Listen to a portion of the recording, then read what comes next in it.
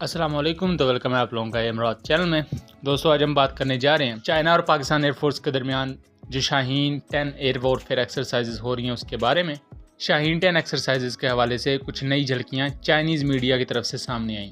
इसमें कुछ नई इन्फॉर्मेशन देखी जा सकती है। पहला तो हमें कंफर्मेशन यहाँ S-400 सिस्टम की होती है, क्योंकि इससे पहले जो पाकिस्तान एयरफोर्स की तरफ से प्रमोशनल वीडियो रिलीज़ की गई थी उसमें चाइनीज़ S-400 सिस्टम को नहीं देखा गया था।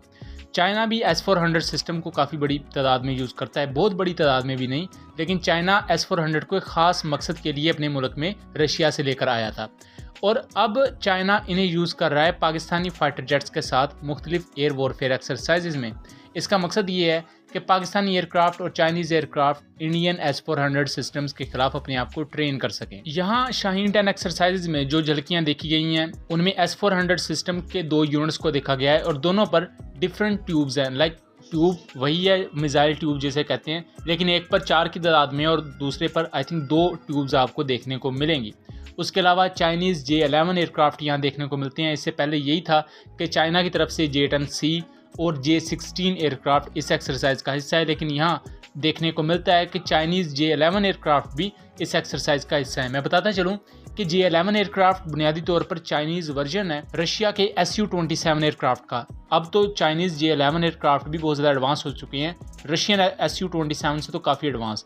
और जो J-16 है ये ट्विन सीट एयरक्राफ्ट है और ये बुनियादी तौर पर Su-30 एयरक्राफ्ट को देखते हुए बनाया गया था, या उसकी कॉपी आप समझ लें।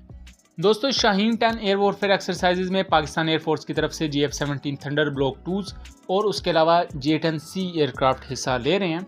यहाँ देखने वाली बात यह है कि ये एक्सरसाइजेज सितंबर के मिड तक जारी रहेंगी और सितंबर के शुरू से ये स्टार्ट हो चुकी थी।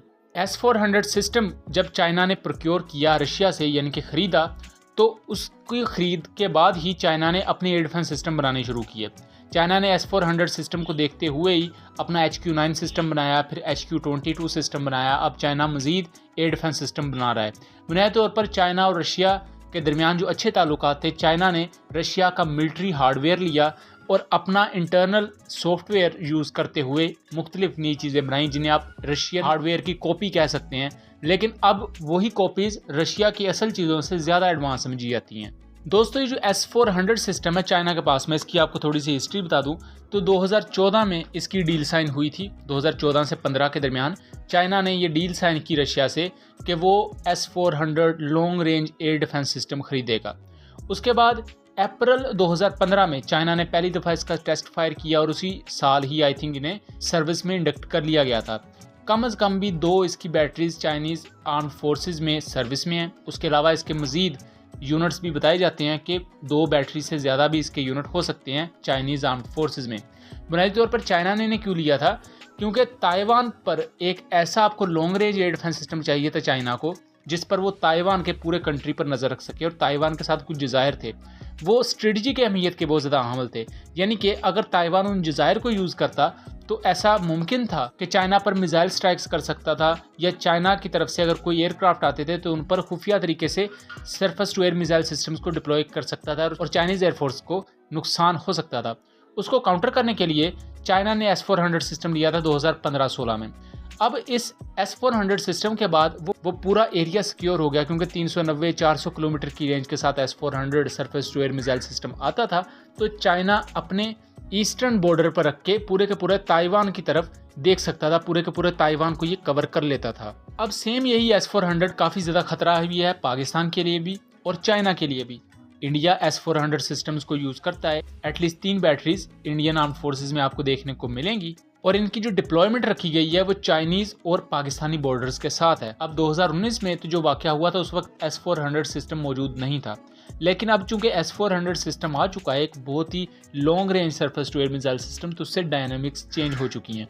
अब पाकिस्तान और चाइना पूरी तरह ये कोशिश कर रहे हैं कि S-400 सिस्टम को अपने रॉकेट लॉन्चर्स के जरिए, जिन्हें MLRs कहा जाता है, इलेक्ट्रॉनिक वॉरफेयर सिस्टम्स हैं, इनके थ्रू तो आप काउंटर कर सकते हो। इन्हें काउंटर किया जा सकता है। यूक्रेन रशिया वॉर में हमने देखा है सुसाइड ड्रोन से काउंटर किया जा सकता है, लेकिन फिर भी एक पोटेंशियल खतरा है। तो अगर आपका एयरक्राफ्ट इस एयर डिफेंस सिस्टम की रेंज में आ जाता है तो तब उससे किस तरह बचाव कर सकते हैं, तब उससे किस तरह जान छुड़ाई जा सकती है, किस तरह उससे काउंटर किया जा सकता है या किस तरह उसे तबाह किया जा सकता है, उसके लिए इस वक्त पाकिस्तान एयरफोर्स और चाइनीज़ एयरफोर्स, जिसे प्लैफ या पीपल लिबरेशन आर्मी एयरफोर्स कहा जाता है, वो शाहीन 10 एयर वॉरफेयर एक्सरसाइज में इसके बारे में तमाम प्रोज एंड कॉन्स का जायज़ा ले रही हैं और इस बारे में स्ट्रेटजीज बनाई जा रही हैं। इससे पहले जो पाकिस्तान एयरफोर्स की तरफ से वीडियो रिलीज़ की गई थी, वहाँ GF-17 थंडर ब्लॉक 2 को देखा गया था एक इलेक्ट्रॉनिक वॉरफेयर पोर्ट के साथ, जिसे पंजनत इलेक्ट्रॉनिक वॉरफेयर या सेल्फ प्रोटेक्शन जैमिंग पोर्ट कहा जाता है। और ये electronic warfare port next generation aircraft के साथ आती है, यानी कि J-10C,